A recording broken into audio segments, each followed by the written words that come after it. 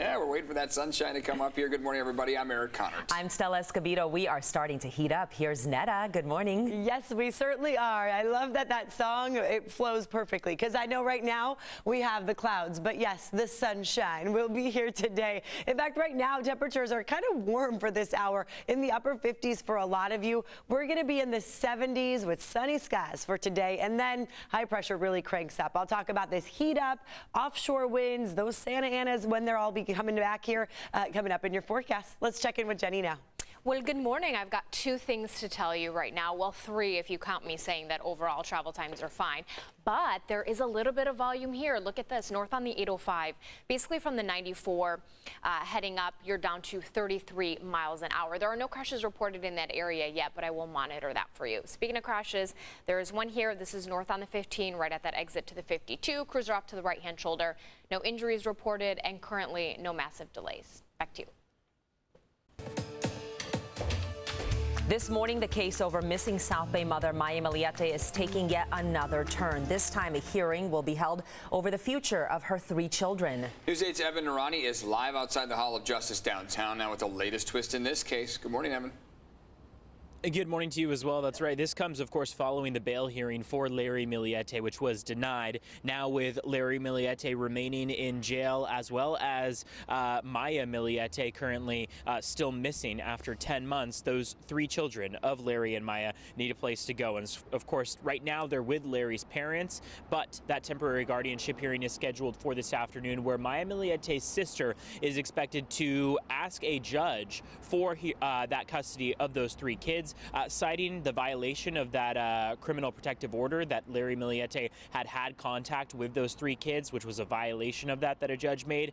So there is a lot that is scheduled to come into play for that temporary guardianship hearing. All of it happening while the search for Maya Millete continues. I want to give them answers. I want to bring their mom home. Now, it's been 10 months since Maya Millete went missing from her home, and prosecutors say her husband, Larry Millete, is responsible. Over the weekend, search crews continue to look east of the Glamis sand dunes in Imperial County, where they say the family frequently camped and where a burn spot had been identified. They're asking if anyone has surveillance video from the dunes over the weekend of January 8th to report it. Also over the weekend, Larry Millete and his parents filing an objection to Mary Chris's bid for temporary guardianship. That's Maya's sister. They say a summons notice must be published in a local newspaper since Maya Millete, the children's mother, has not been served with a petition for appointment to guardianship. So if a judge does grant that request, then there is a possibility that this temporary guardianship hearing could be pushed back to a later date. That judge also could deny that request and move forward with the hearing. Keep in mind, this is, of course, temporary guardianship. Permanent guardianship is scheduled for January, where they'll have another hearing for that. Larry Millete will not be in court today. This is just Mary Chris, the sister of Maya Millete. Larry Millete's next court appearance is scheduled for mid-December. Outside of the Hall of Justice, I'm Evan Narani, News 8. Evan, thanks for the update. Today, the County Board of Supervisors will try to find the line between stopping disruptive conduct and allowing free speech at their meetings. This comes after one person made offensive comments towards supervisors and used a racist slur about the public health director, Dr. Wilma Wooten. Supervisors will consider changes, including a ban on conduct like loud or threatening language, and public comment would be limited to 1 minute per person. Critics say shortening the time isn't fair, and the restrictions are an infringement on their First Amendment rights. The public can weigh in during today's virtual meeting at 2 p.m.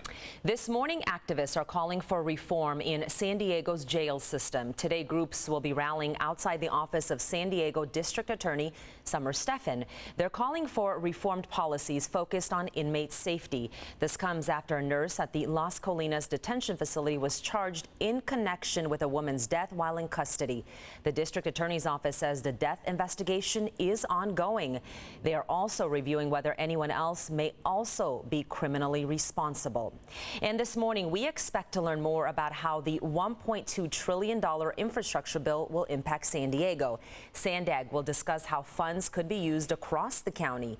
The legislation passed by Congress includes money for roads, mass transit, airports, and more. SANDAG says the investment will provide much-needed resources to make our transportation system more accessible.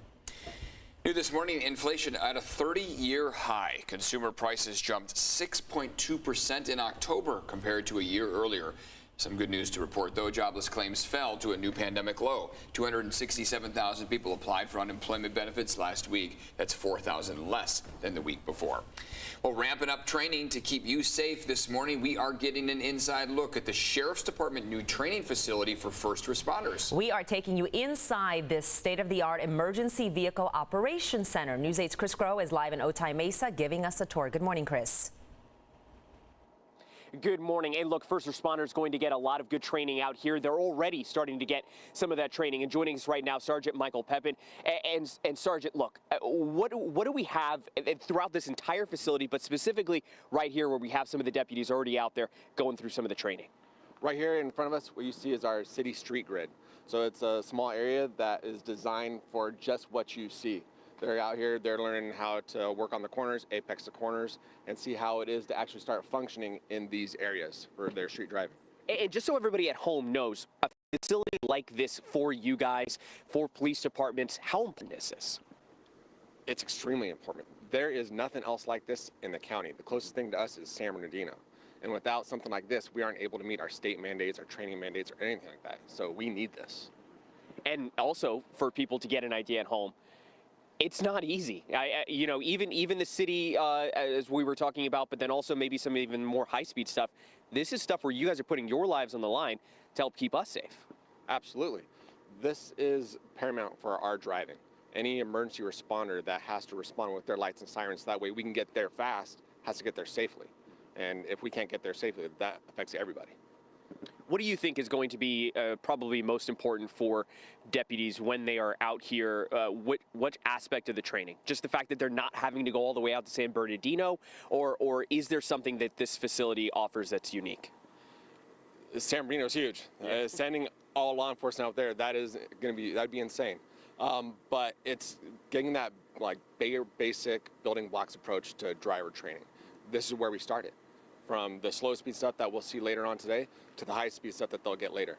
So it's all important. Okay.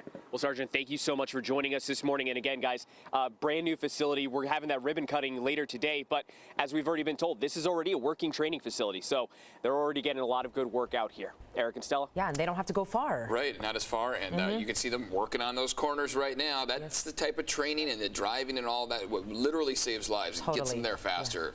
Yeah. Glad to see it's happening here. Yeah. It keeps everybody safe around them. Yep. Totally. For sure. Chris, thank you so much. Thanks, Chris. Let's check in with Netta now. We are warming up. This is a big warm up. Yeah, a big warm up. I mean, when we're talking 90-degree weather, honestly, November just does that to us. Summer, it feels like summer in San Diego in the month of November sometimes. I know this week we haven't really had that.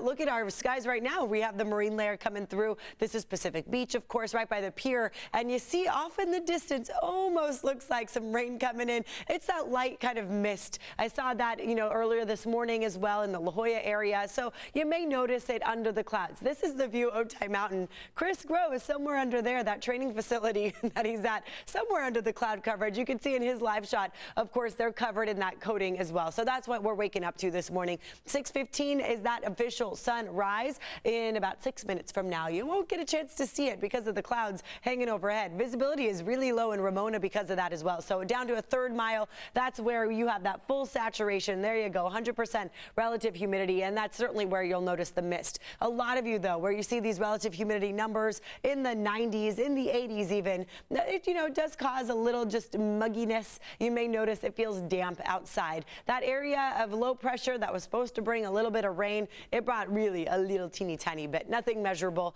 For now, looking from Mount Soledad, you can see the lights of, it looks like La Jolla. I think this is pointed, is it east from Mount Soledad? 64 degrees downtown, 59 in El Cajon, 57 in Poway. You're at 49 now in Ramona, so it just dropped a notch for you, 51 in Alpine. Taking you, though, for the next few hours, we will continue to have those clouds, and then by 9 o'clock, it all clears up. Sun takes over. We will be warming. I'll get into the details of how hot and how long it'll last coming up here in just a few minutes.